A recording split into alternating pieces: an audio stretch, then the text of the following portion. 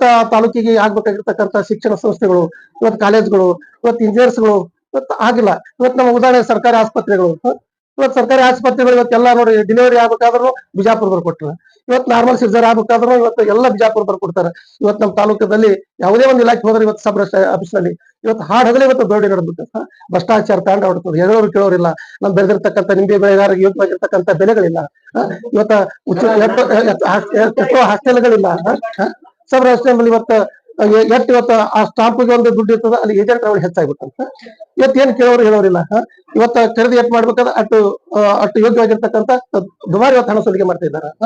ಇವತ್ತೆಲ್ಲಾ ಕಡೆ ಇವತ್ತು ಒಂದೊಂದು ಇಲಾಖೆ ನೋಡ್ಕೊತ ದೊಡ್ಡ ಕಟ್ಟಿ ಅದಾವ. ಅದಕ್ಕಾಗಿ ಸಂಪೂರ್ಣ ಭ್ರಷ್ಟಾಚಾರ ಹೆಚ್ಚಾಗಿದೆ. ಅಭಿವೃದ್ಧಿ ಕಾರ್ಯಗಳಿಲ್ಲ. ಹಳ್ಳಿಗಳಿಗೆ ಸರಿಯಾಗಿರ್ತಕ್ಕಂಥ ರೈತರಿಗೆ ಇದ್ದಂತ ವ್ಯವಸ್ಥೆಗಳು ರೇವಣ ಸಿದ್ದೇಶ್ವರ ನೀರು ಆಗ್ಬೇಕು, 14 ಕೆರೆಗಳು ನೀರು ತುಂಬಬೇಕು ಅಂತ 46 ದಿನ ಹೋರಾಟ ಮಾಡಿ, ಹಿಂಡಿ ಬಂದ್ ಮಾಡಿ, ರೈಲ್ವೆ ಬಂದ್ ಮಾಡಿ, ಹವೆ ಬಂದ್ ಮಾಡಿ ಇವತ್ತ ನಮ್ಮೆಲ್ಲ ಕೇಸ್ ಹಾಕಿ 162 ಮಂದಿ ಇವತ್ತು ಕೇಸ್ ಹಾಕಿದ್ರು, ಅರೆಸ್ಟ್ ಮಾಡಿದ್ರು. ನಮ್ಮ ಮರ್ಯಪ್ಪ ಗಿನ್ನಿ ಒಟ್ರು ಅಂತೇಳಿ ಇವತ್ತ ನಾವು ಸ್ವತಃ ನಾವ್ ಏನಾದ್ರೂ ಅಲ್ಲಿ ನಮಗೆ ಗಲ್ಲಿಗೆ ಹಾಕಿ ಸರ್ಕಾರ ತಗೊಂಡು ನನ್ನ ಮನೆ ನಡ್ತಕ್ಕಂಥ ರೊಟ್ಟಿನ ಸರ್ಕಾರಕ್ಕೆ ಪತ್ರ ಬರ್ದ ಸತ್ರ ಚಿಂತಿಲ್ಲ. ನನ್ನ ರೈತ ನೀರ ತಿಳ್ಕೊಳಗತ್ತ, ದನಕರಿಗೆ ನೀರಿಲ್ಲ.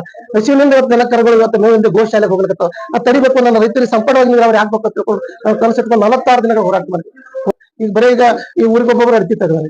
ಊರಿಗೊಬ್ಬೊಬ್ರು ಅಲ್ಲೇ ತಗೊಂಡು ಅವರು 8% ತಗೊಂಡು ಅವ್ರ ಲಿಂಬಿಕಾಯಿ ತಗೊಂಡು ಆ ಕಡೆ ಬೇರೆ ಕಡೆ ಬಾಂಬೆ ಪುಣೆ ತಗ್ತಾರೆ. ಅವ್ರು ಸರ್ಕಾರ ಮನಸ್ಸು ಮಾಡ್ಬೇಕಾಗಿತ್ತು ಅಂದ್ರ ಇವತ್ತ ನಮ್ಮ ಇಂಡಿ ತಾಲೂಕಿನಲ್ಲಿ ಒಂದು ಫ್ಯಾಕ್ಟ್ರಿ ನಡೀತದೆ. ಯಾಕಂದ್ರೆ ಬೆಂಗಳೂರಲ್ಲಿ ಅದ, ದಿಲ್ಲಿ ಒಳಗದ.